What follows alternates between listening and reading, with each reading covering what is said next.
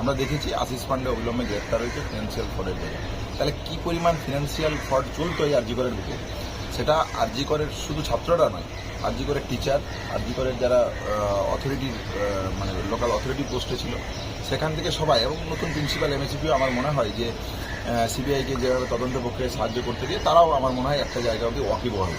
Inquiry committee আমরা এই জন্যই চেয়েছিলাম যে ইনকোয়ারি কমিটি হোক, ইনকোয়ারি কমিটি একটা জায়গা অবধি পুরো বিষয়টাকে দেখুক। আগে আমরা ধৈর্যের পরিচয় দিয়েছিলাম।